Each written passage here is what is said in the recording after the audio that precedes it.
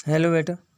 कक्षा 8 के छात्रों को जैसे कि कल हम एक्सरसाइज और दूसरा लेसन ख़त्म हो गया था। आज 13 मई की ऑनलाइन क्लास में हम आपको लेसन नंबर 3 से परिचित कराएंगे तथा उसके विषय में बताएंगे। आपका लेसन नंबर 3 भी इम्पोर्टेंट लेसन है। आप ऊपर देख रहे होंगे कि कृत्रिम रेशे तथा प्लास्टिक। तो यहाँ पर हम कृत्रिम रेशे और प्लास्टिक के विषय में पढ़ेंगे। तो आप जानते हो रेशे क्या हैं? रेशे वो होते हैं जिससे कि हमारे द्वारा वस्त्र बनाए जाते हैं। तब रेशे हमारे दो प्रकार के होते हैं। यहाँ पर आप महत्वपूर्ण बिंदु देख लें, प्राकृतिक तथा कृत्रिम रेशे और कृत्रिम रेशों से लाभ बहुलक रेशों के भाग। पहले हम तीन ही पे बात आती है, तो हम पहले आपको बता देना चाहते हैं कि रेशे क्या है। तो रेशे आप समझ गए कि रेशे हमारे लिए अत्यंत उपयोगी है। रेशों के द्वारा हमारे लिए क्या होता है? वस्त्र बनाए जाते हैं। तो रेशे आपके दो प्रकार के होते हैं। एक होता है प्राकृतिक रेशे,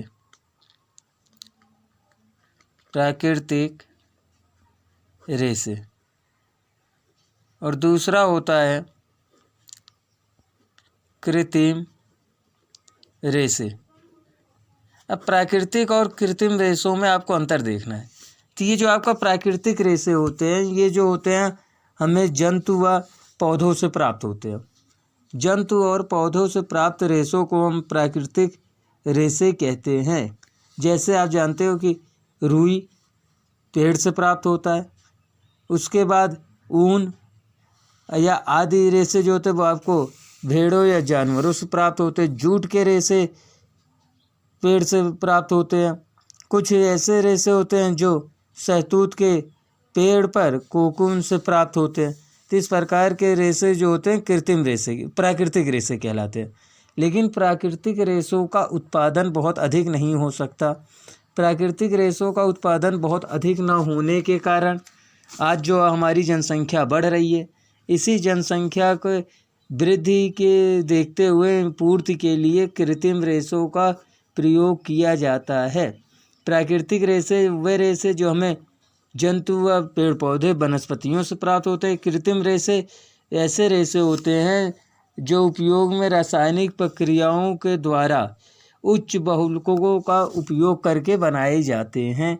अब इन रेशों को हम जितना चाहें उतना तैयार कर सकते हैं। तो इस प्रकार के रेशों को कृत्रिम रेशे कहते हैं। कृत्रिम रेशे क्या होते हैं? कृत्रिम रेशों के लिए आप देख लेंगे तो कृत्रिम रेशों को जानते हैं, रासायनिक प्रक्रियाओं द्वारा तैयार किए गए मानव निर्मित रेशों को कृत्रिम रेशे कहते हैं। अब कृत्रिम रेशे होते हैं कि रासायनिक क्रियाओं द्वारा या प्रक्रियाओं द्वारा मानव निर्मित रेशों को कृत्रिम रेशे कहते हैं। तो आप लिख भी सकते हैं, रासायनिक क्रिया द्वारा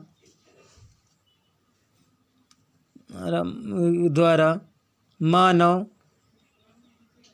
निर्मित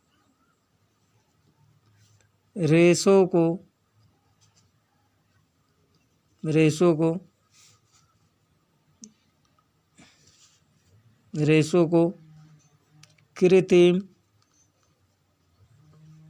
रेशे कहते हैं।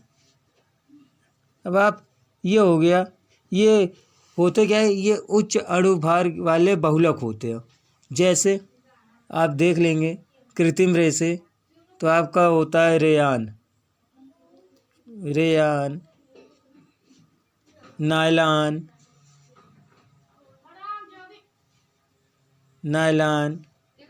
टेरिलीन इत्यादि। ये आपके रेयान, नायलॉन, टेरिलीन आदि आपके कृत्रिम रेशे हैं। कृत्रिम रेशों में होता क्या है कि कृत्रिम रेशों को मानव द्वारा निर्मित किए जो उच्च अणुभार वाले बहुलक यौगिक होते हैं, जिनकी लंबी श्रृंखला का रासायनिक पदार्थ बनाया जाता है। पिघले हुए बहुलक को सूत काटने वाले मशीन द्वारा या तंतुओं में परिवर्तित कर दिया जाता है। इस प्रकार के रेशों को कृत्रिम रेशे कहते हैं। इन रेशों के द्वारा भी आपको वस्त्रों को बनाने का कार्य होता है प्राकृतिक रेशों के द्वारा। लेकिन प्राकृतिक रेशे बहुत ही कम सीमित मात्रा में पाए जाते हैं, जिस कारण सभी व्यक्तियों के लिए पूर्ति नहीं की जा सकती। तो कृत्रिम रेशों का भी उपयोग किया जाता है। अब अगर हम आपसे कहें कृत्रिम रेशे से लाभ, कृत्रिम रेशों के लाभ, तब आप जानेंगे, आप देखेंगे कृत्रिम रेशे जो होते हैं ये प्राकृतिक रेशों की तुलना में अधिक मजबूत होते हैं और टिकाऊ होते हैं। आप कोई भी सूती वस्त्र देखें या जो प्राकृतिक रेशों से बने वस्त्र देखें, वो देखते हैं कि आप जल्दी ही फट जाते हैं, जबकि कृत्रिम रेशों के वस्त्र अधिक टिकाऊ होते हैं।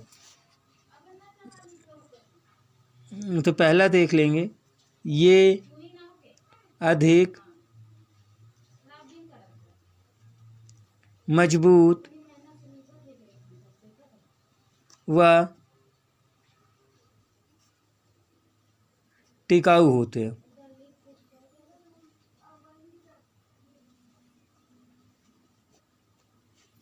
जिस कारण अम्ल तथा पोटास जैसे शक्तिशाली रसायनों का इन पर बहुत असर नहीं होता। नंबर 2, प्राकृतिक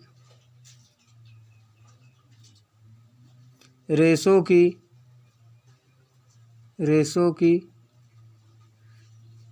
तुलना में अधिक जलरोधी होते हैं।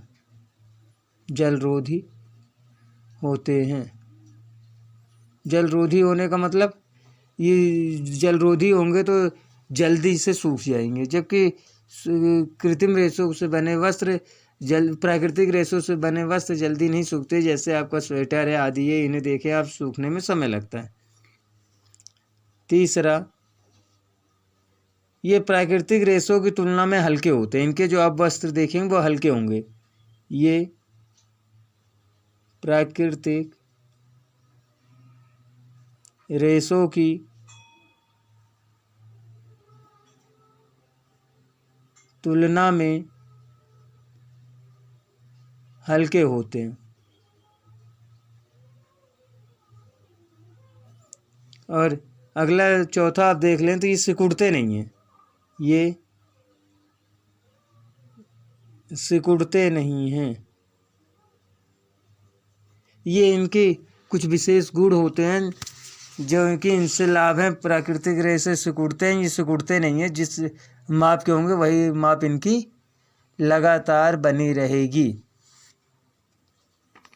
इसके बाद आप अगला टॉपिक देखेंगे तो यहाँ पर आपको दिया गया है रेशों की प्रकृति। रेशों की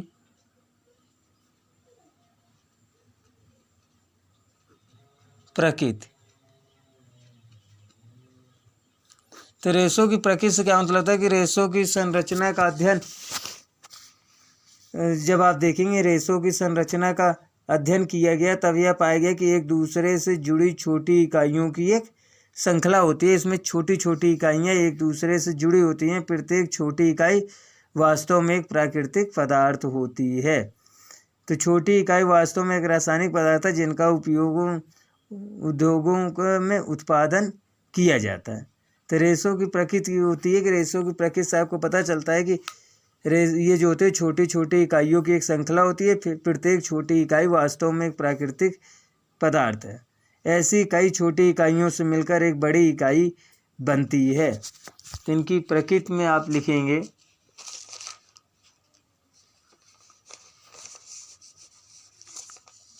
रेशे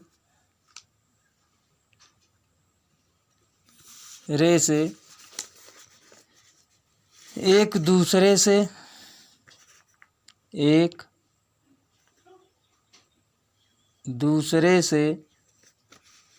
जुड़ी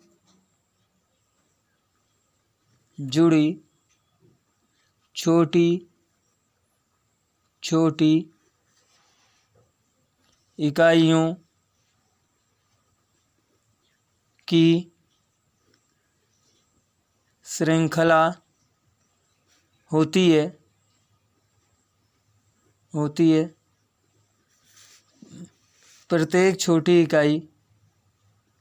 प्रत्येक छोटी इकाई वास्तव में एक पदार्थ होता है, में एक प्राकृतिक पदार्थ होता है जिसे बहुलक यौगिक कहते हैं। अर्थात कृत्रिम रेशे जो होते हैं ये बहुलक यौगिक होते हैं, छोटी छोटी इकाइयों से मिलकर बने होते हैं। अब आपने देखा कि रेशों में यहाँ पर हमने आपको नाम लिखाया था, तो रेशों में हमने बताया था रेयान, नायलॉन, टेरिलीन इत्यादि।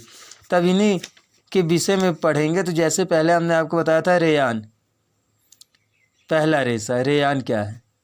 तो आप रेयान के लिए देखेंगे तो सबसे पहले रेयान कृत्रिम रेशे का ही निर्माण किया गया।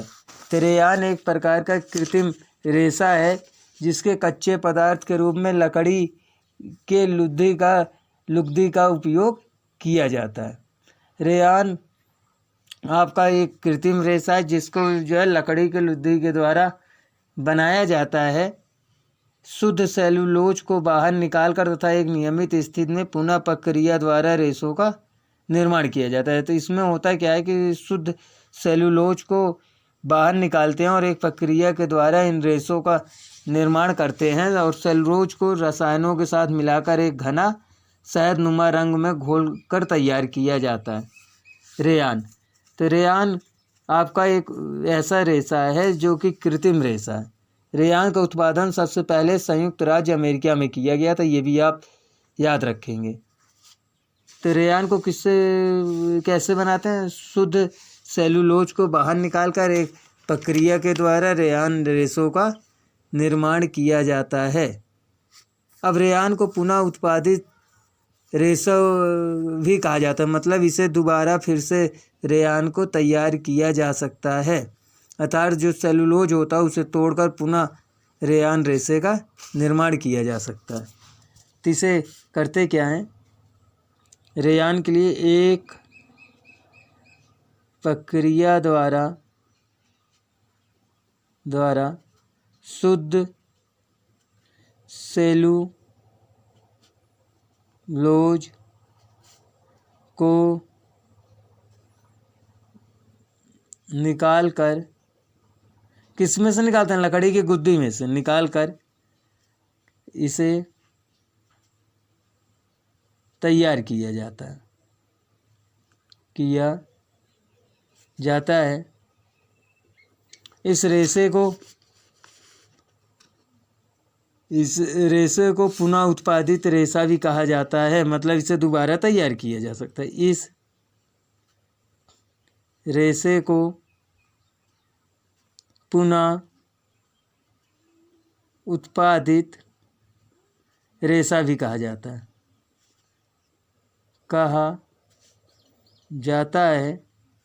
कहने का मतलब क्या हुआ कि रेयान को पुनः तोड़कर इस रेशे का उपयोग किया जा सकता है। और ये जो इसका सबसे पहला उपयोग जो ये तैयार किया गया था वो संयुक्त राज्य अमेरिका में तैयार किया। अब आपको आगे हम कराएंगे रेयान रेशों से लाभ। रेयान रेशों से लाभ अब आपको नेक्स्ट वीडियो में डालेंगे, रेयान रेशों से लाभ। तो आपने देखा कि प्राकृतिक और कृत्रिम रेशों में अंतर।